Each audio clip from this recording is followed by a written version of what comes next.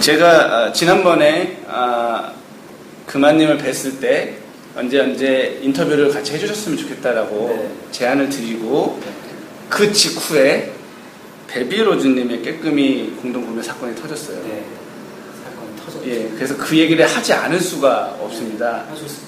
예, 지금 이미 많은 언론사들과 또 인터뷰를 네. 하시고 있는 네. 걸로 알고 있고요.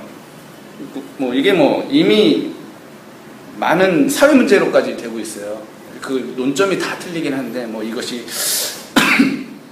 마케팅 활동에 대해서 문제 삼는 경우도 있고 세금으로 문제 삼는 경우도 있는데요. 관련해서 대표님의 입장을 좀 말씀을 해주세요. 여기서 이제 논점이 몇 가지가 막 갈리잖아요. 미디어적인 관점도 있고요. 마케팅, 아까 말씀하신 마케팅 대가성 포스트에 대한 관점도 있고요. 또 하나는 이제 공동구매에 대한 프로세스의 문제도 있거든요. 사실 세금, 탈루, 탈세 이거는 언론이 과장해서 말한 거고요.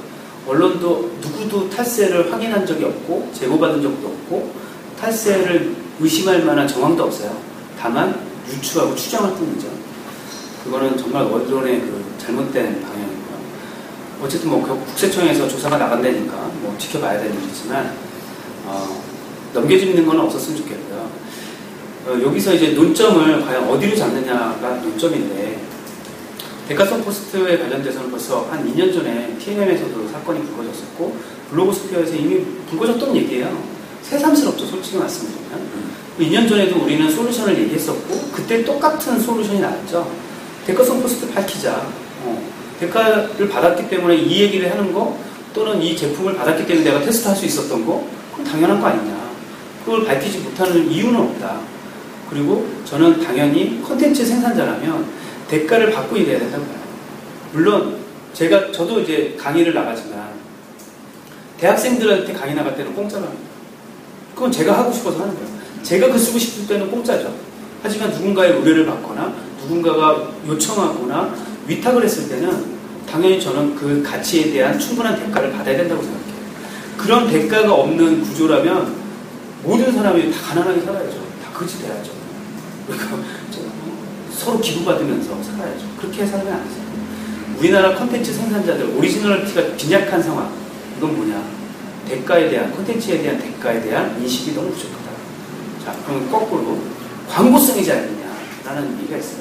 양심에 대한 얘기잖아요. 돈을 받았으니 좋은 얘기만 쓸 거 아니냐. 그럴 수 있겠죠. 익명일 때. 익명일 땐 가능할 것 같아요. 근데 저는 벌써 블로그 생활을 7년을 해요. 베비로즈님도 거의 7년을 해왔어요.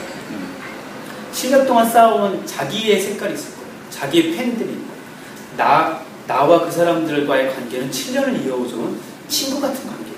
온라인 얘기겠지만 그 사람들을 버려가면서 그 사람들을 속일 의도로 내가 이 몇 푼 받고 이걸 하는 거예요.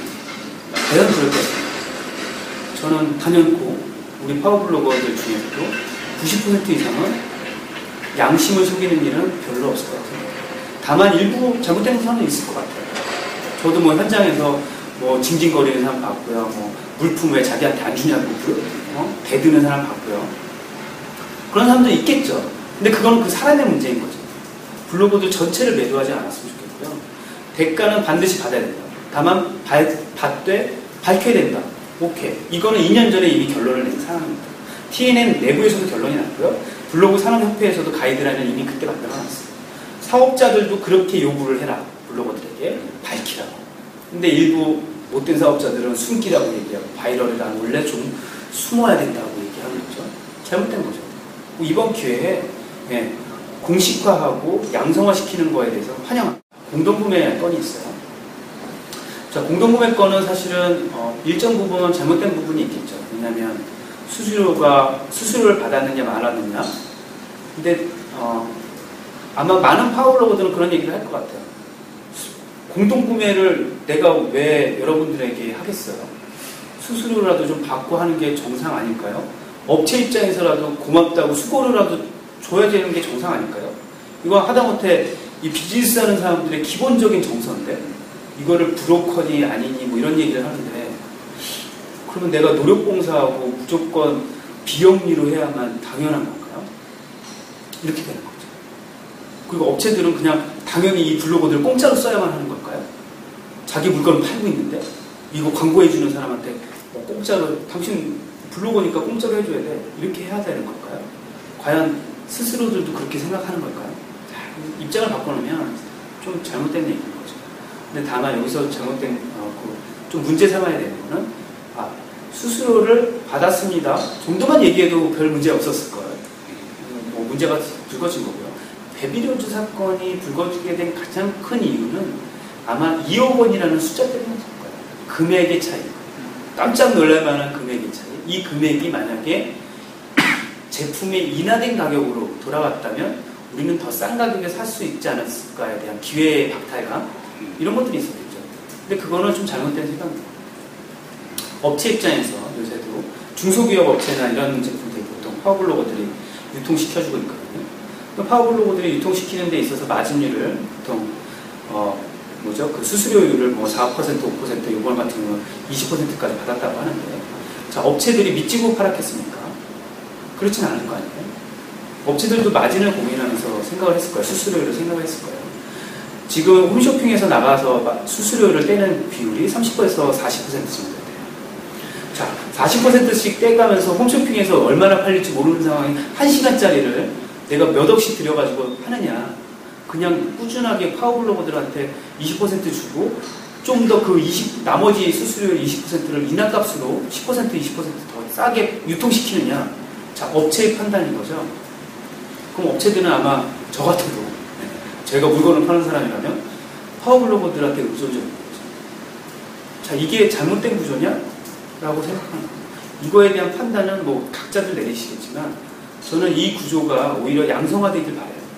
그래서 중소기업들, 중소상공인들 또는 지방 농촌, 농어업자들 그 다음에 축산업자들이 좀 더 도시민들과 인터넷을 사용하는 사람들과 직거래하기를 바랍니다.